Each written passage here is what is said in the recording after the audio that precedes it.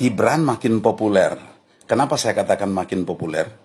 Ya karena memang dia sudah populer, sehingga saya menggunakan kata makin populer. Dan semakin populer lagi, oleh karena situasi politik belakangan ini, 1 sampai 2 atau 3 hari belakangan ini, ketika dia menjadi cawapres, berpasangan dengan Prabowo. Kenapa kok bisa makin populer ya? Bukan karena Prabowo, bukan karena Gerindra. Menurut saya, PDIP dan masyarakat kita tidak banyak belajar tentang psikologi masyarakat kita. Perhatikan, waktu PDIP digandrungi oleh masyarakat, sehingga menjadi pemenang sampai hari ini. Dia mulai dengan perjuangan-perjuangan yang memang menunjukkan keberpihakan kepada Wong Cili. Dan Orde Baru yang menganiaya PDIP, kemudian menimbulkan simpati rakyat secara masif. Dan hasilnya PDIP benar-benar berjaya sampai hari ini. Ingat, Jokowi dianggap enteng oleh elit khusus dari partai besar. Dan banyak mengatakan, termasuk Yusuf Kala mengatakan, bagaimana bisa Jokowi jadi presiden, sementara dia belum berpengalaman, bisa rusak negara ini katanya. Padahal dia justru kemudian menjadi wapres dari Jokowi. Ini orang tidak banyak belajar. Maksudnya saya begini, masyarakat kita akan bersimpati kepada figur-figur yang teraniaya, yang disolimi, yang dicaci maki. Itu kan yang dialami oleh Jokowi waktu itu kan.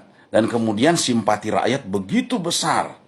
Jadilah sekarang 2 periode Jokowi itu benar-benar berhasil mendapatkan simpati rakyat yang sebesar-besarnya. Dan sangat kuat kedudukannya.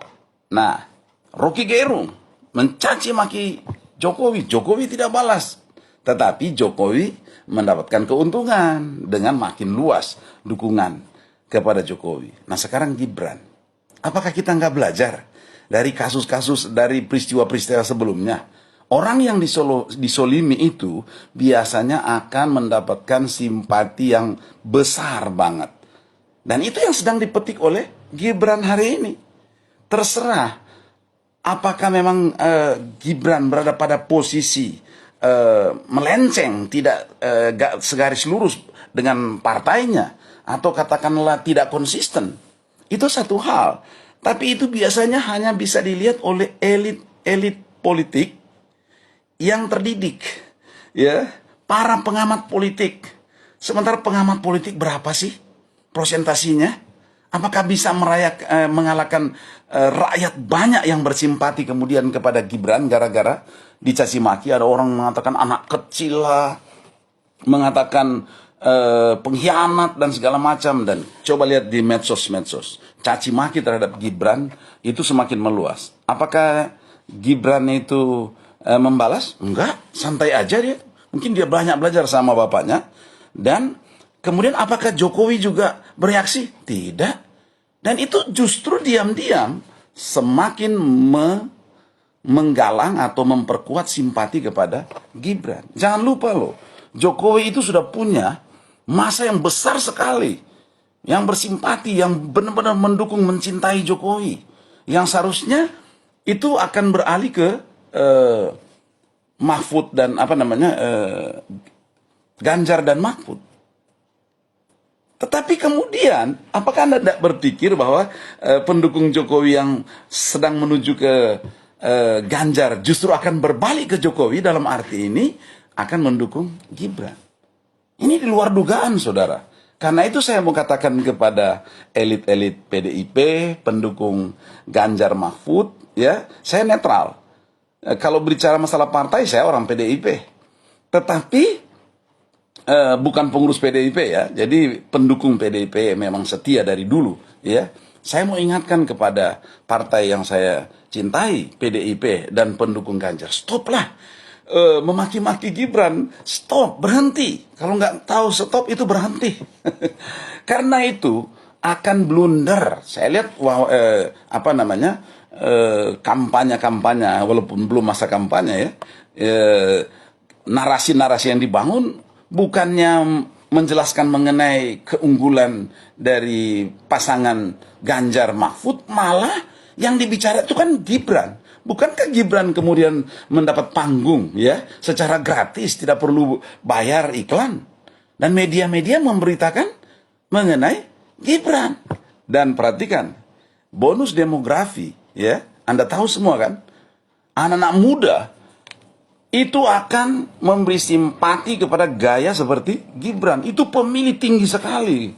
Karena itu harus berwaspada. Ini masih jauh 2024. Tolonglah PDIP dan elit-elit khusus pendukung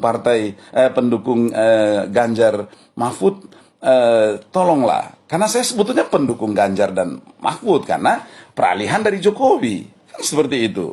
Dan bahkan di beberapa periode, 2 periode Jokowi, saya Indonesia bagian timur yang ada di Jakarta, saya itu tim sukses yang terus kampanye mengenai Jokowi, bahkan mulai dari Jokowi Ahok di waktu gubernur.